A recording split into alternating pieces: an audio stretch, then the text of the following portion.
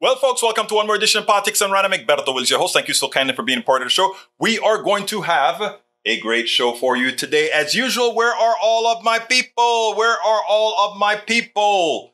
They are not all here, but we are going to have a great show today. Today is Ali Velshi Day, because I tell you what, I was doing some research on the program, and I ran across a couple of things that I did in 2017. And I tell you what, I listened to the video and I'm like, oh my God, this is still apropos. We need to listen to this for the 2024 election.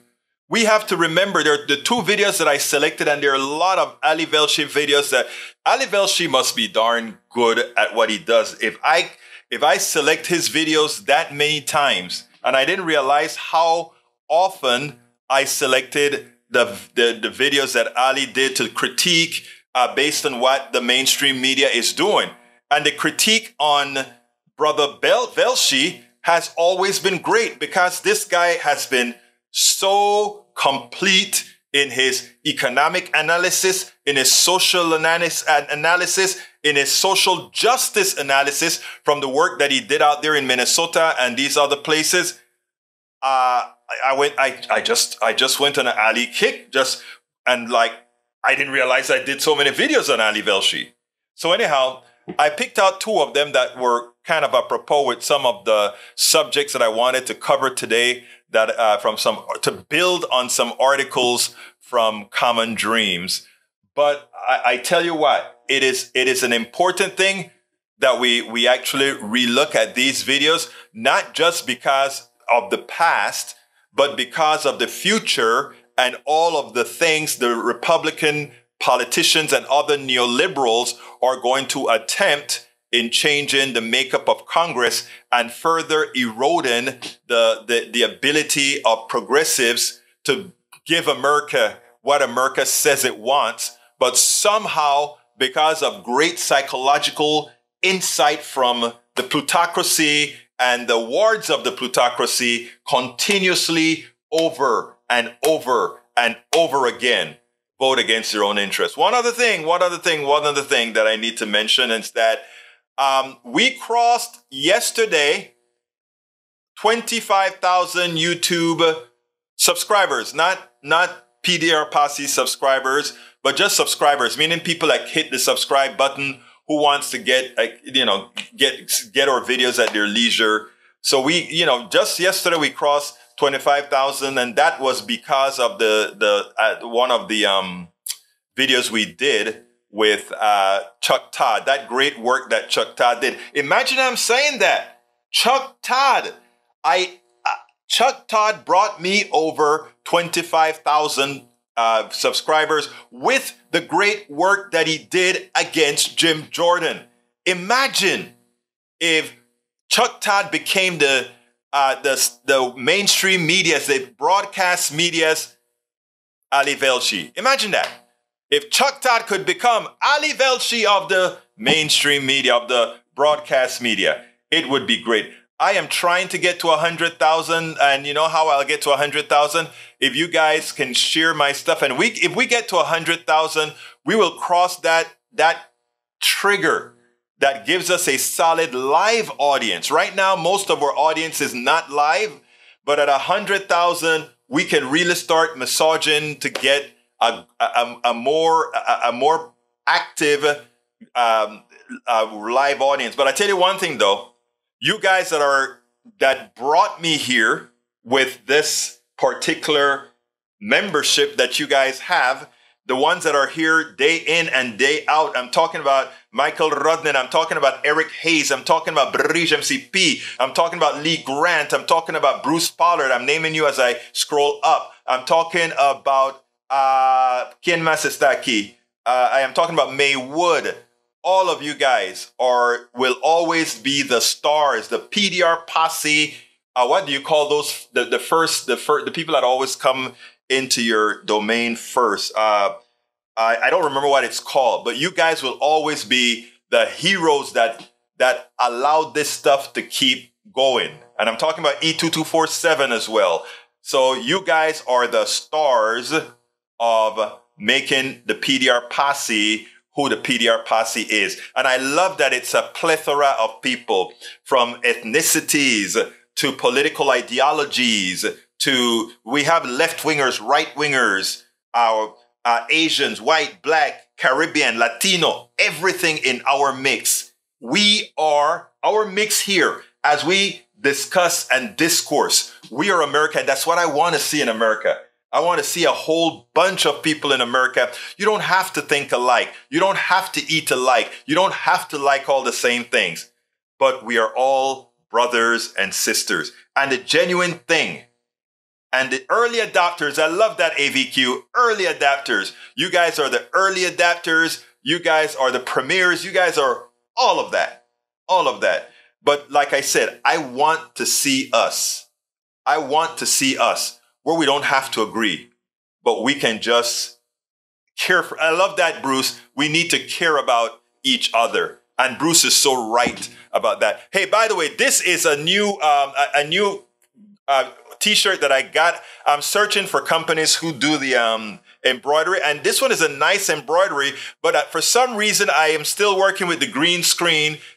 So I got to change the color because it seems like it has a function of green that I can't get out. So we'll talk about that. Anyhow, let's start with the program. Of course, we have our great Michael Rudnin who brought us. He says he's taking his mom for a routine doctor's appointment tomorrow afternoon. Have a family get together that day after. And you're 48?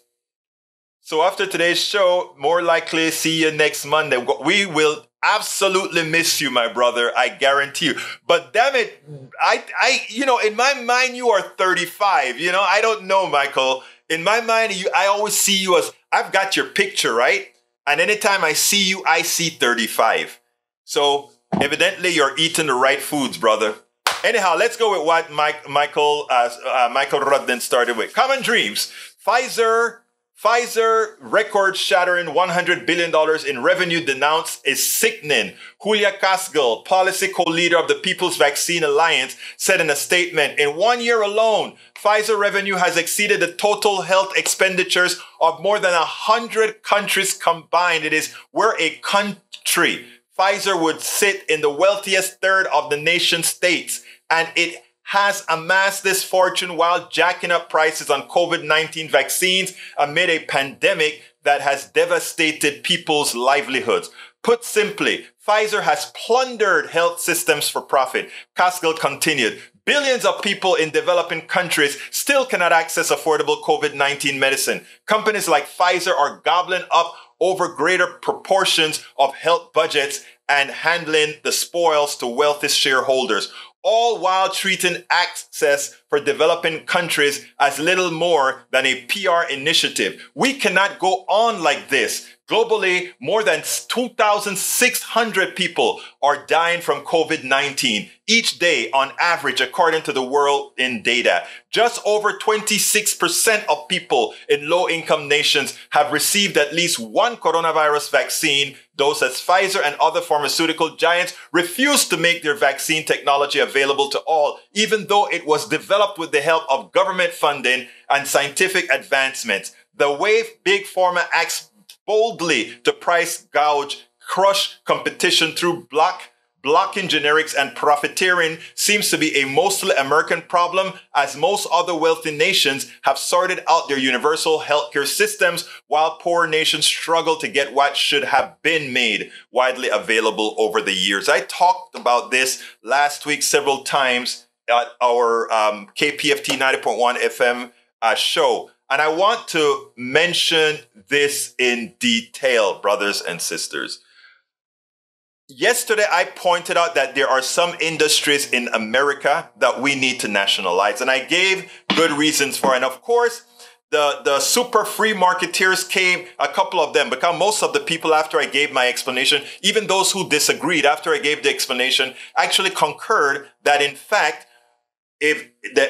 like I explained, in the healthcare industry, the most of the patents started out with government grants. That is not up for debate, and as such, the pharma companies took what would have likely be winners or partial winners. I also explained that given that drug companies work on a for-profit model, it also means that rare diseases don't get research. Rare diseases don't get any kind of involvement unless the government get involved. And when the government gets involved and find a likely solution, meaning university grants, etc., what then happens is the drug companies buy up these patents. They take these patents and start charging you what they charge for certain kind of drugs. If you doubt me, ask our brother in the room, Bruce Pollard, how much the drugs that he is using cost. Ask several people. I gave the information on a particular for solving Alzheimer's that doesn't even really work all that well. Over $50,000 a year to support that drug.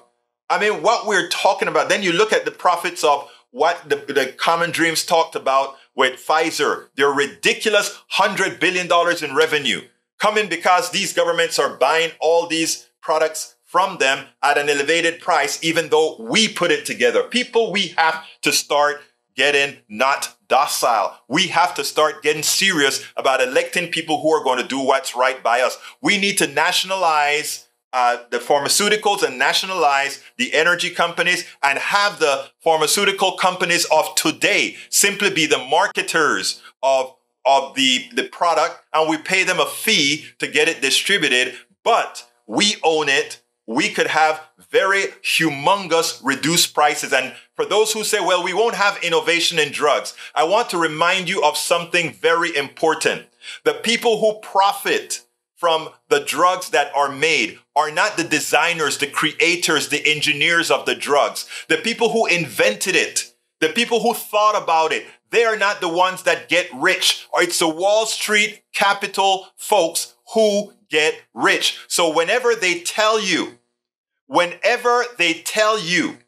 that if you nationalize certain things like pharma, you will stifle innovation, it is a lie, because the truth of the matter is innovation does not come from capital. Capital can facilitate innovation, but innovation comes innately from all of those that are engineers and scientists who just love to innovate.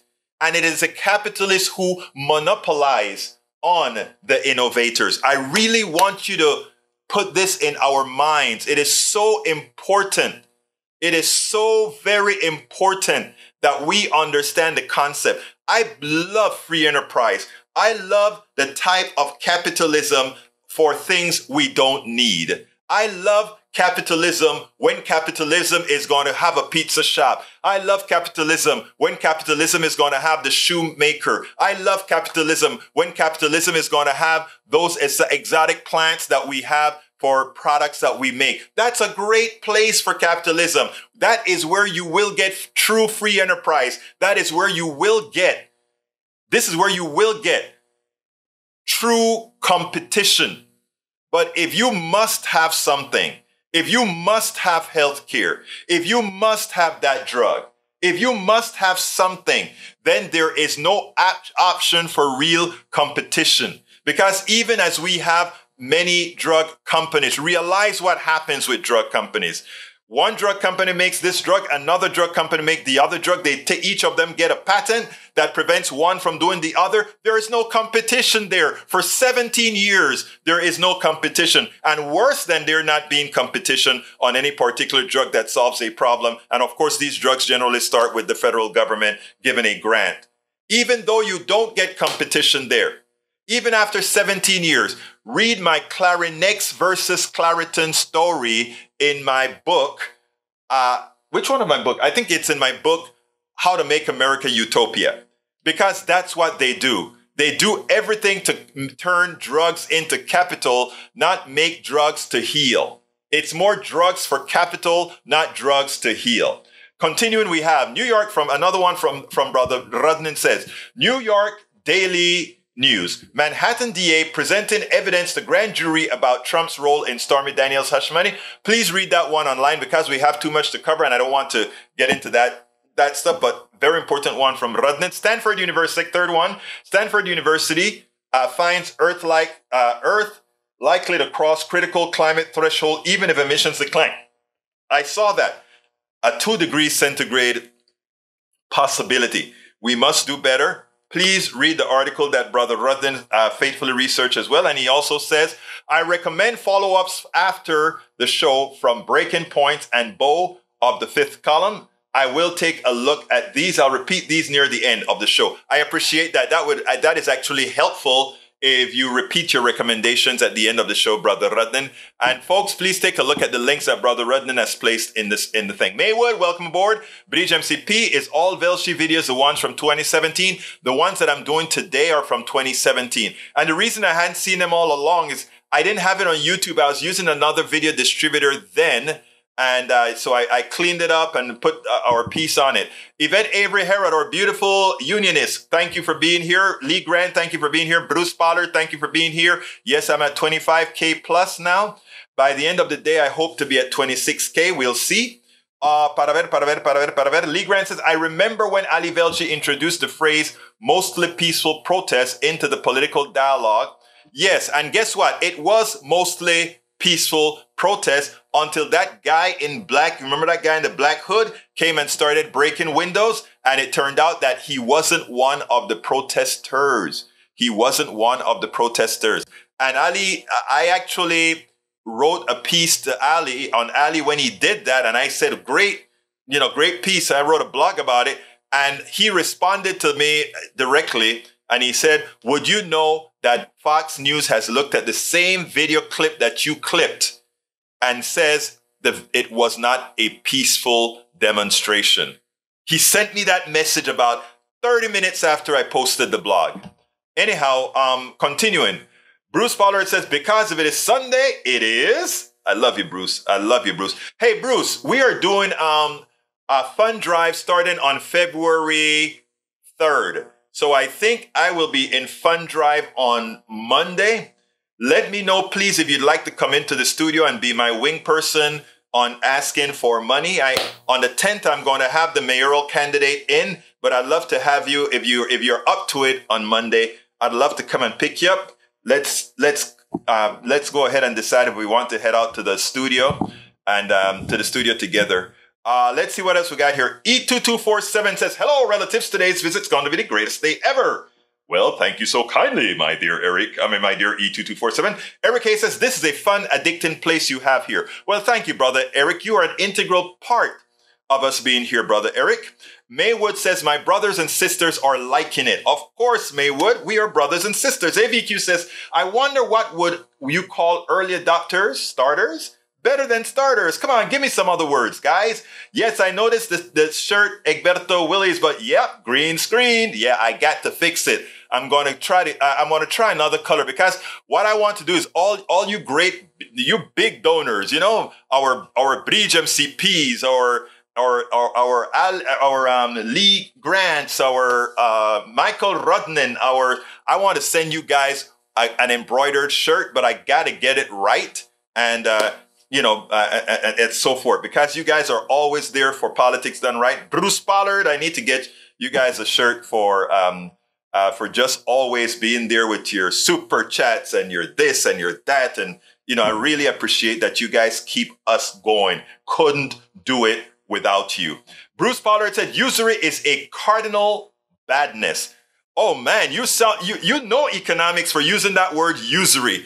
I spoke to a neoliberal, a more progressive, but he's still a bit neoliberal economist. You guys, I had him on the show, and that's exactly what he was talking about. We're becoming just usury, right? Rental. We are just going to be a rent society. In other words, the average American not being able to own anything based on where we're heading. Good one. Eric Hayes says, last week, Project Veritas dropped another video, this time showing Jordan Walker, Pfizer Director of Research and Development, Strategic Operations. If it comes from Veritas, please don't expect me to read it, because that is made up stuff.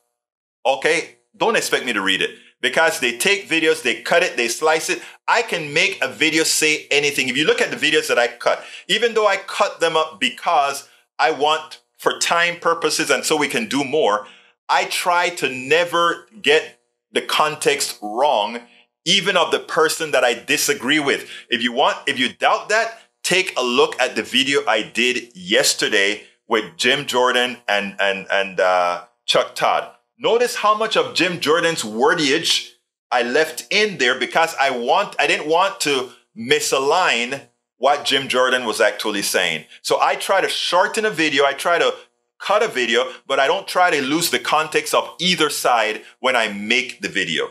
That's not what Veritas does. When they cut the video, they cut it to tell only their story. Can you eat or drink healthy and not take so much drugs? Yes, you can. Why is it that we are told just take this pill for everything? You know, my daughter says that. I say that. My wife, for some reason, thinks a pill solves everything. But a lot of folks that I hang with, we are really trying not to be like I'm mostly vitamins, brother. The only pills I've had to take now are my blood pressure pills. Now, if something goes wrong with me, that may end, but who knows? Bruce says, I went today after a 150 milligram infusion that in the hospital bills, $50K for Medicare, and my gap insurance pays $70K. So there are $20K. That is a shame. $70,000. Oh, no. Medicare and my insurance pay $20K. So far, hospital has settled for that. In other words, $50K for your treatment, Medicare and your insurance paid $20K, and they say, okay, we'll eat the $30K. That just shows you the crookedness of it all. Nationalized basic food, it wouldn't be called nationalized basic food, Brother Grant. It would be called basic income. In other words, to ensure that everybody can survive. And I have programs with people who did experiments on basic income. If you want, I'll play that on some other day. We actually have experiments that organizations have done with basic income, and they actually show that it works. People don't just go and buy drinks or drugs or something. They actually make their families better. And a lot of them eventually don't need the basic income because they got the basic income as a launching pad. Unlike what the right wing talks about every time. Most people don't want to be dependent. Most people want to go out there and do something. They just want a helping hand to get them there. But the evil within the right-wing machine, and I'm not talking about my right-wing brothers and sisters, it's a machine that has trained many of my right-wing brothers and sisters to believe that most people want a handout. They don't get it.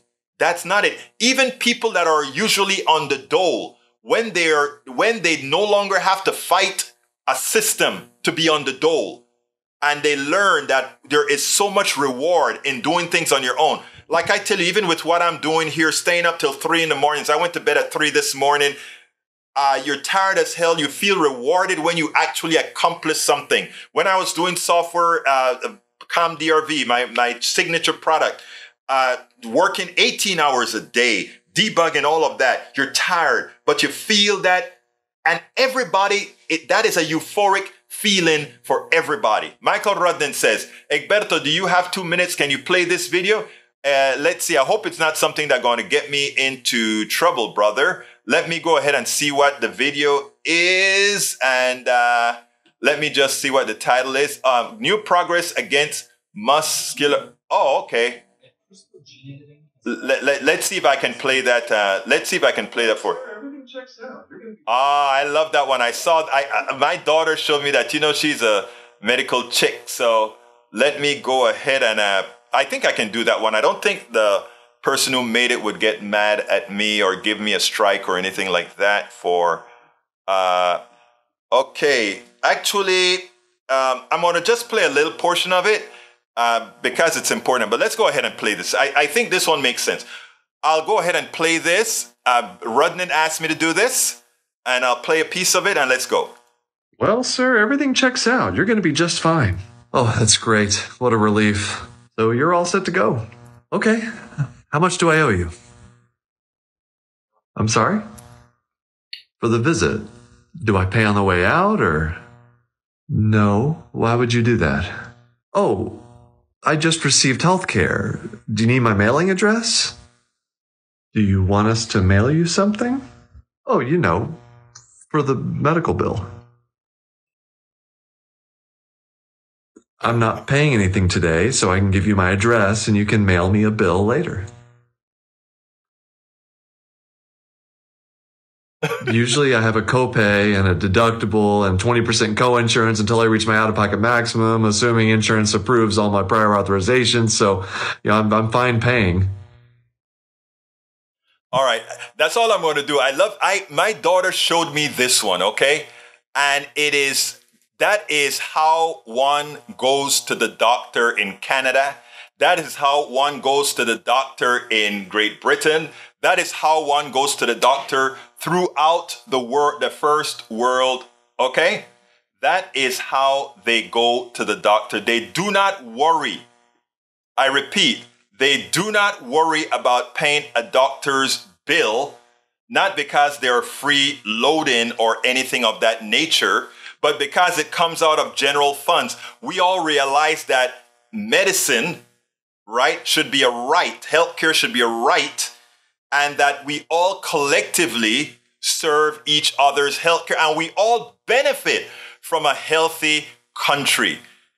This stuff about charging $135 for a vaccine, that is going to leave a whole lot of people unvaccinated. And guess what unvaccinated people are going to do to the productivity of America? While the vaccine companies will continue to reap a big profit, no matter what, it'll hurt the entire nation, because guess what? The virus doesn't know who it's infecting. Oh, you are somebody with insurance, you are somebody without. It infects everybody and it brings down the entire country. But one of the things about capitalism, we said, that individualistic nature of it is what is going to cause much of its problems. All right, continuing. I played that for you, Rudden. I hope you enjoyed that little clip. All right, we have continuing. Eric says, Rudnin and Otgers, let's eat more vegetables. I agree. All right, Eric says, guy in the hood was Antifa. No, he was not Antifa. It's already proven that he was not Antifa. Oh, madre mía, ¿qué pasa con esta gente? Welcome aboard, BL. Ali Velshi is not progressive. He works for a big corporation. I don't have a problem with people working for big corporations. They have to eat. I have so much respect for those who work for big corporations and take the positions that Ali Velshi takes and is still able to hold on to their jobs. Because I'm sorry, we are still made up of humongous corporations, my brother. We need people on the inside and on the outside supporting the move to a more egalitarian society with great social structures. Really, we do. All right, Jeff Round, welcome to Politics Done Right. He says, I have listened 4 times and want to support. I subscribed. Please contact me on how to send money. I surely will, sir. I appreciate you so kindly, Brother Round. I appreciate you so kindly. I will send you the information. But I tell you what, for starters, let me tell you that you can go to this address, HTTP, and this gives you all the methods of support. Let's see, politicsdoneright.com/support. We have many different avenues to support. If you would go to that web link, let me put you in here. That's Jeff Round. Please feel free to go to any one of those to support Politics Done Right. All right, there you go. Please go to that link. I think it's correct. Oh, no, the site could not be reached. I must have made a mistake in there. HTTPS. Oops, I made a mistake. Let me fix that and come back with you. But anyhow, we have to be, folks, what is the word that I'm trying to use here? First of all, we have to be our brother's keeper. Don't you forget that. We have to be our brother's keeper until we actually understand that concept. We will forever be begging. All right, here we go. All right, I just put it in there again, Mr. Brown. I just put it in there. I hope you see it. I'll send it to you personally as well through your YouTube channel. I think this stuff has the ability to do that. Para ver. I need to scroll back up because Jeff Brown, thank you so kindly for that super chat. I appreciate your support. And here is that link that I was telling you about that I'm putting out to you right now. And I just sent you that link. All right, let's continue. Thank you for that super chat, brother Round. Really appreciate that. All right, scrolling down to everybody else, and then we're going to get into the Velshi videos. But I just want to, I take care of you first. All right, Jeff Round says, BH, I'm on sale, YouTube Premium, still can't find that. Facebook me if you can. Thank you very much again. All right, what else have I missed? I don't want to miss anybody's message here. Okay. All right, we got here. Lee Grant says, Project Veritas is a useful source of info, great footage. Watch and use your own judgment. I hope you will use your own judgment whenever you see Veritas, because they did a bad job when they got that person in trouble with the using parts from babies. They also there's a big organization that used to register voters. They caught somebody doing something onto, a little bit sketchy, and it destroyed an entire organization that empowered people to vote. That's not a good thing. But if you think it is, we have to talk and have coffee. Michael Ronan says, I often wonder why unhealthy foods are cheap, but healthy foods are expensive. Seems backwards, right? I tell you what, there's a lot of sense to it. And it's not, I think, when you think about it, I think because, well, I'm going to be honest with you. Unhealthy food, a lot of times tastes pretty darn good. But I'm not going to go there. I don't understand. If I came up with something off the top of my head, it was probably just that off the top of my head. All right, on time says it's called cynicism. Thank you very much for that. Let's see. Again, Jeff Ron, thank you for the super chat. Appreciate it. Julie, and it's great. My posse all took care of Jeff Ron for us. Jeff, what you're going to see being a part of our team here is that we are a real PDR posse comprised of people of all ideologies, of all kinds. And we sit down here, we have great discourse, we argue, we discourse, we debate, all of that. But the one thing is that people keep coming back. We respect each other here. Let's see. Julie Henderson says, Social Security pays federal minimum wage, $7.25 based on 2,000 hours per year. Oh, I thought Social Security paid more than that, Julie. Could I be wrong? Bruce Pollard says, it's hard to find truly healthy foods regardless of your diet. True. We also have Michael Rudnin. What do you make of the news? Atmospheric dust has increased by about 55% since the mid-1800s. An analysis suggests the increase in dust may have been up to 8% of warming from carbon emissions. That's interesting. Didn't know that. What else have we got here? Lee Grant says, so who pays the bill? You have to understand economics in this case, Brother Grant. The money is there to pay the bills. What we don't understand is this. Let me give you. The dollar, I'm going to give you a quick course in economics here. Our dollar is not based on anything like gold or anything. And I think anybody basing money on gold or platinum, it's a fool's errand. And let me explain why. It's always been a figment of somebody's imagination. If I say X amount of ounces are back the dollar, what does that really mean? If I just have dollars and don't have bread to feed you, if I just have gold and don't have bread and don't have corn and don't have any of these things, it is useless. A piece of paper backed by a government that can defend it is no less valuable than having a piece of gold. The gold is a backward thinking mentality. All right? Because gold in its own right has no different value than paper other than supposed scarcity of the entity. But that doesn't really mean anything if you have resources. So here's what I'm trying to say. Quick course in economics. As long as you don't have the shortage of anything, you can print as much money as you want and not get inflation. All right? I repeat, inflation only occurs on scarce resources. Here's how it works. If everybody needs oil and we don't have enough oil, then the person who has the most money is willing to pay the most amount of money for that oil. That's called inflation because it went from the base amount that it costed to what it costs now. Inflation.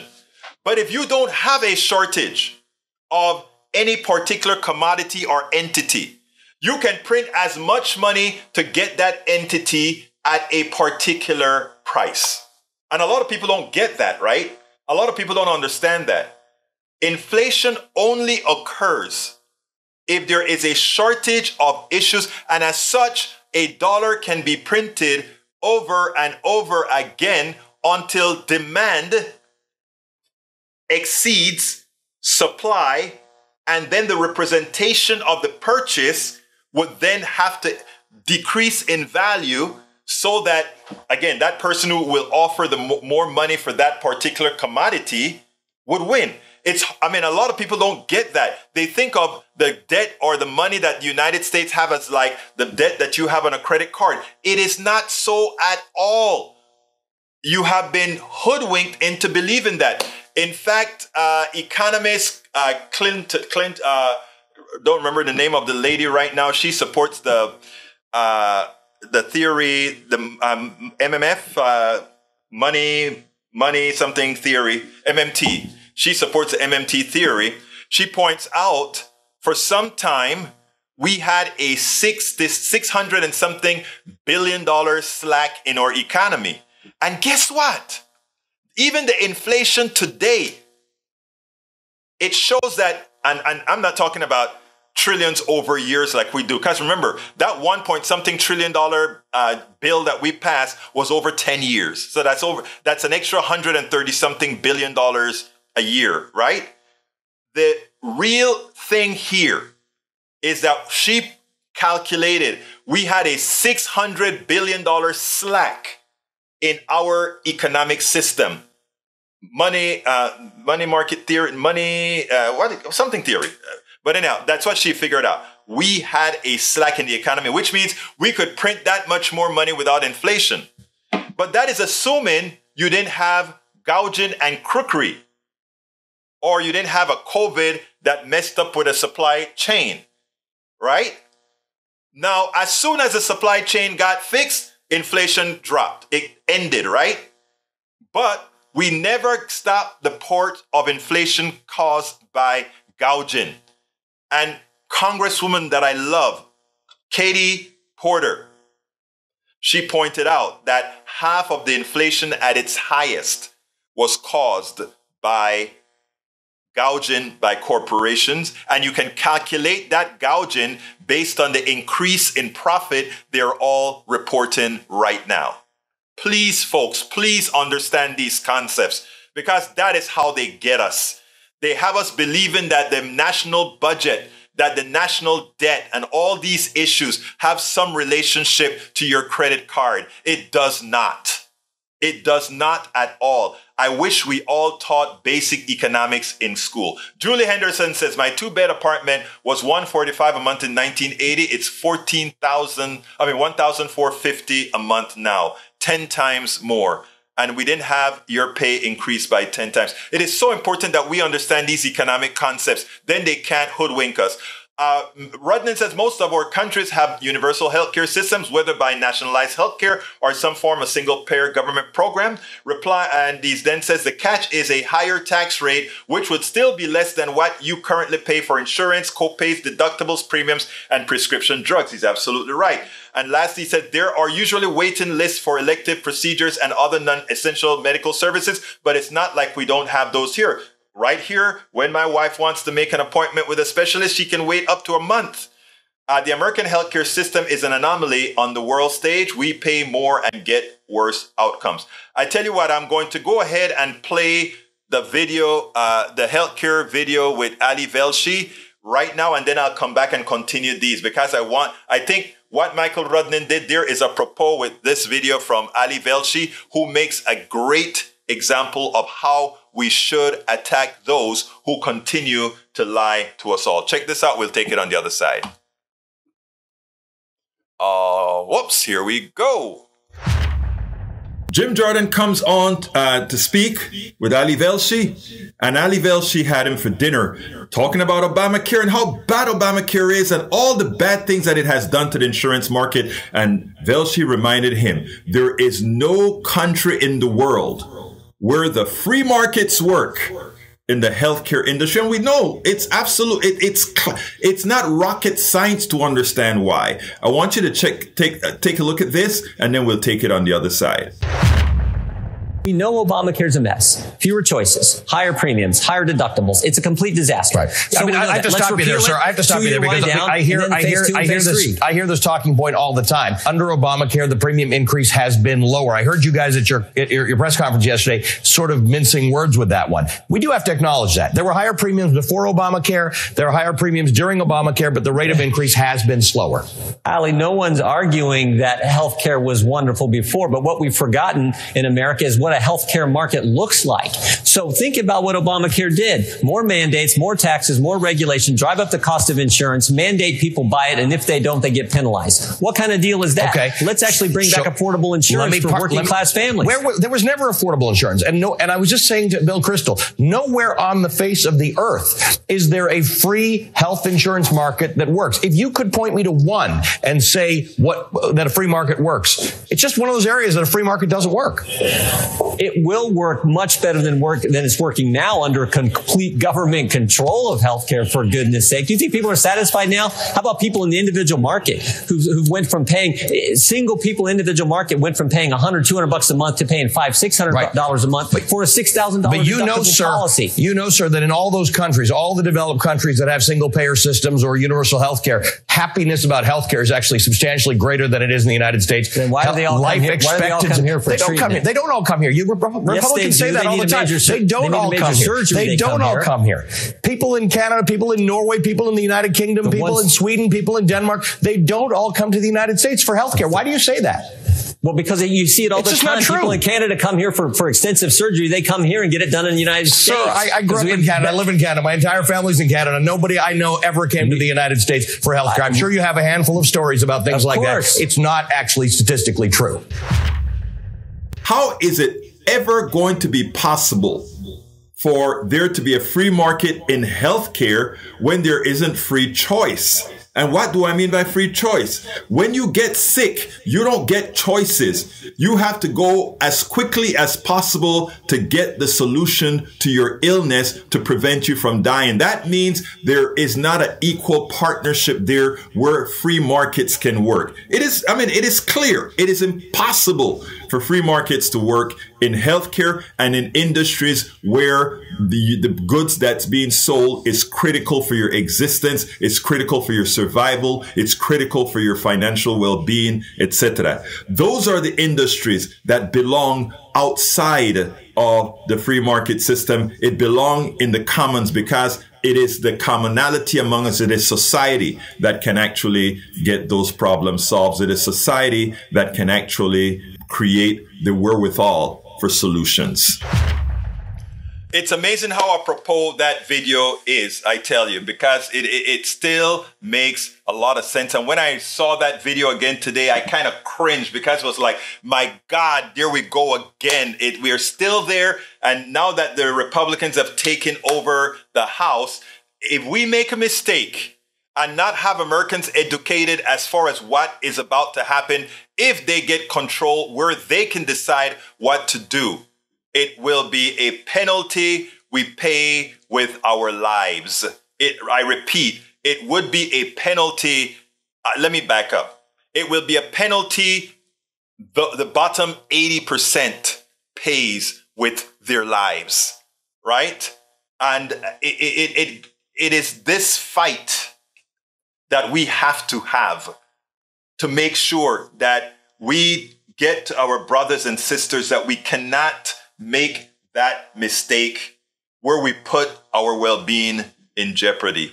Michael Ronan says, India at YouTube writes, I watch a variety of YouTubers. One American talked about how when she traveled to Spain for a university course, their obviously Spanish teacher sat down all the American students at the start of the term and said, Spain has universal health care. If you need a doctor, you go to the doctor. If you need to take a sick day, take a sick day. All the Americans kind of grumbled in agreement. No, I have to explain. It's to all every year. I have American students who come to class horrendously ill because they think it will cost them a fortune. If you're sick, even with a cold, go to the doctor. And the thing about it is, I have an extensive interview I did with an American who moved to Norway. I'm going to play that maybe tomorrow. From Norway, he moved from Norway to, moved from the United States to Norway, had his kids in Norway, etc. One of his kids got into an accident on a ski resort or something like that, was in a coma, had to come all the way back from from the injury, brain injury, and it was all taken care of because it's a humane society that cares about its own. It's a shame that the economic system that we have is predicated on evil. It is predicated on the fittest shall survive. It is predicated as you being expedient. That it is predicated on the average employee being Acorn. Thank you for that one. That was a group, Lee Grant. It is predicated on you being expedient. All right, let's see. Bruce says Social Security payments varies depending on what you paid in. Bruce says McChicken has lettuce and protein. And you know what? McChicken tastes pretty good. I like it. Can't eat gold. Thank you very much, Julie. You're right about that. You can't eat gold. Melanie Keelan is in the house. Welcome, our beautiful Melanie Keelan. Thank you for being here. What else have we got here? Lee Grant says, thanks for the primer in Voodoo MMT. No, it's not Voodoo. It's backed by science. It's backed by math. It's backed Stephanie Kelton. Thank you, Stephanie Kelton. I try to get her about 3 or 4 times. I can get every other economist, including neoliberal economists. I got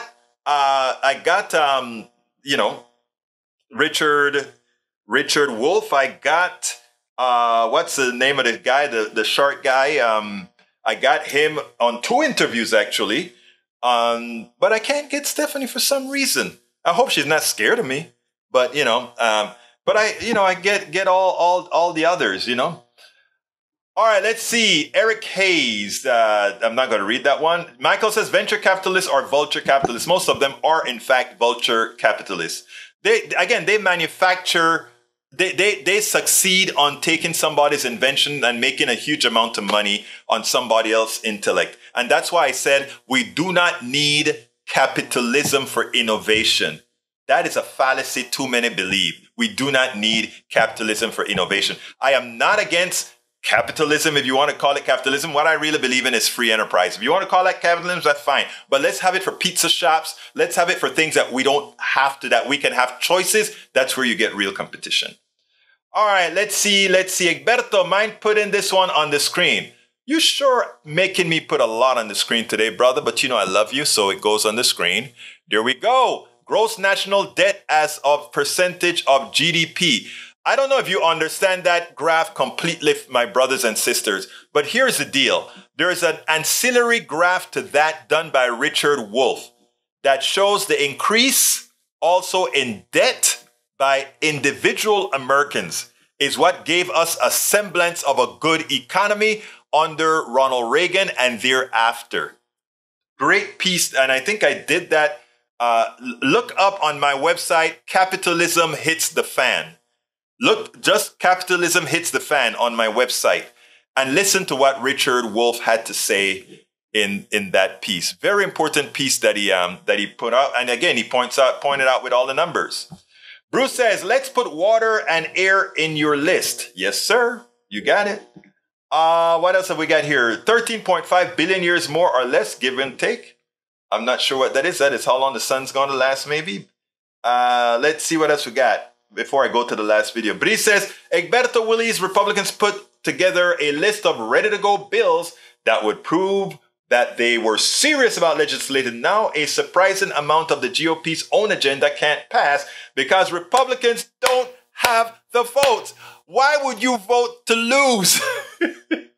Tell me, why would you vote to lose, right? Which is what they would do, right? They would be voting to lose. All right, let's hurry and get the, oh, wow, I barely have enough time for the last video. Let's get the last video and then we'll have to end it there. Let's go ahead and play the last video. Imagine if we had journalists as probing, doing their duty, as did Ali Velshi and Stephanie Ruhle in this interview, where a Trump spokesperson came on to bloviate about the economy And Velshi immediately, because he was schooled, he was learned, he was prepared, he simply did not allow a Trump spokesman to come onto their network and lie.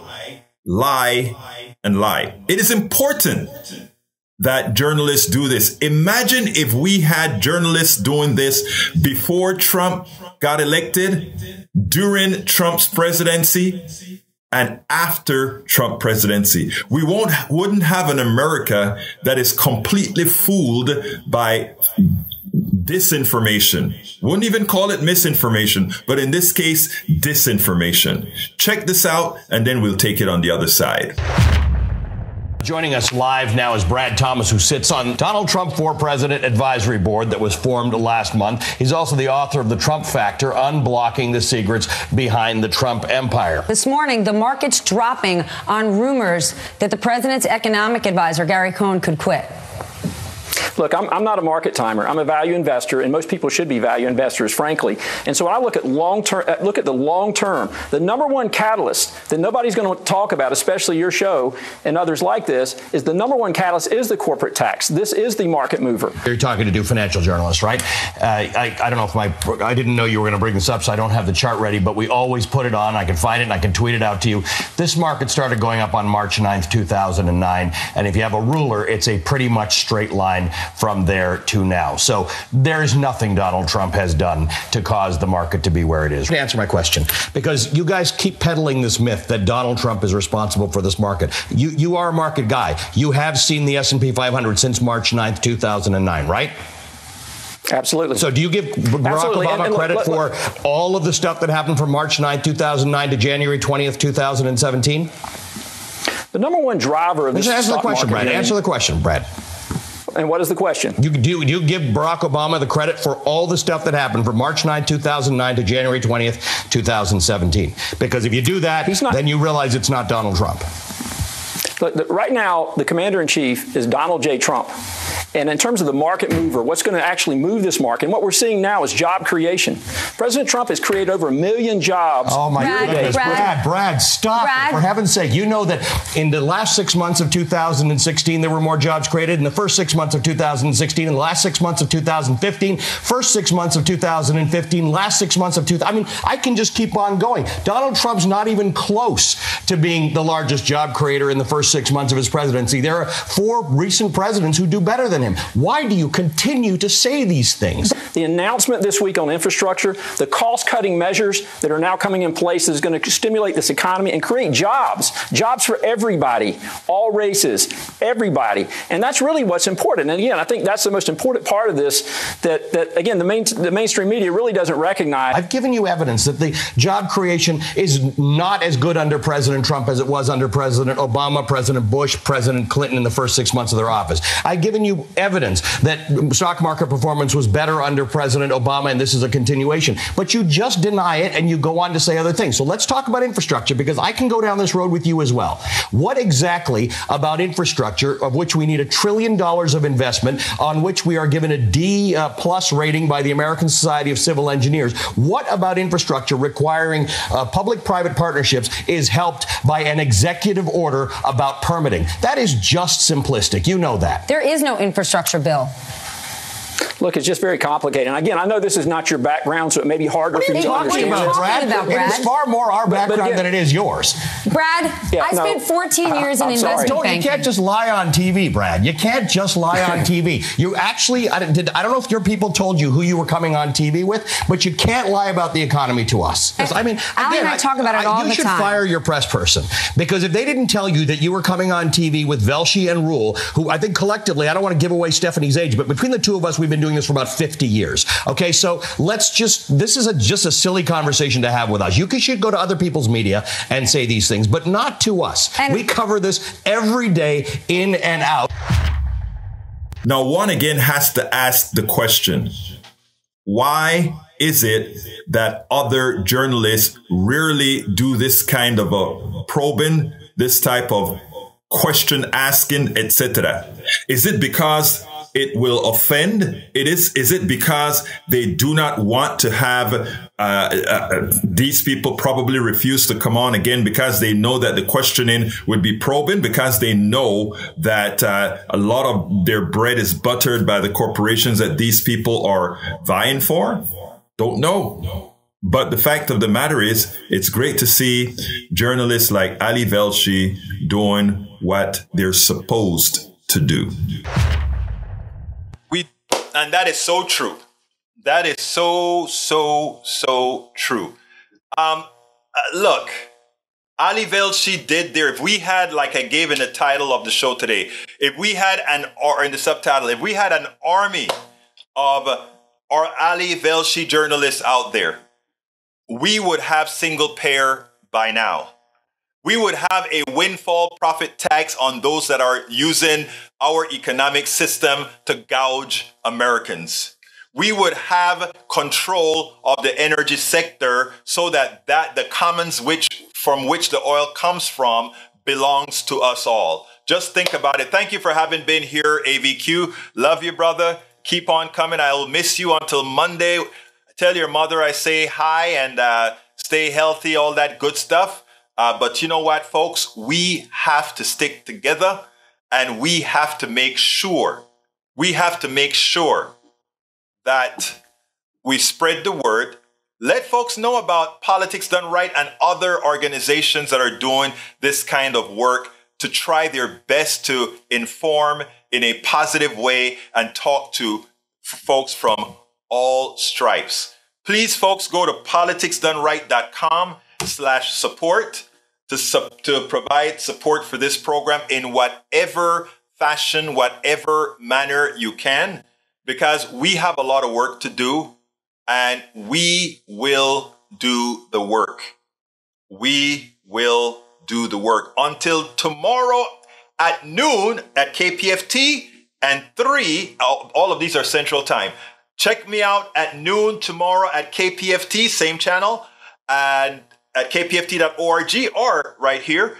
Or check me out at 3 again at politicsdoneright.tv or wherever you want to listen to us. My name is Egberto Willies. This is Politics Done Right. And you guys know how I am going to end this baby. I am what? We spend a lot of time deconstructing the news, trying to parse it into a form that everybody can understand. We try to find those little nitpicks where it flies above the fray, etc.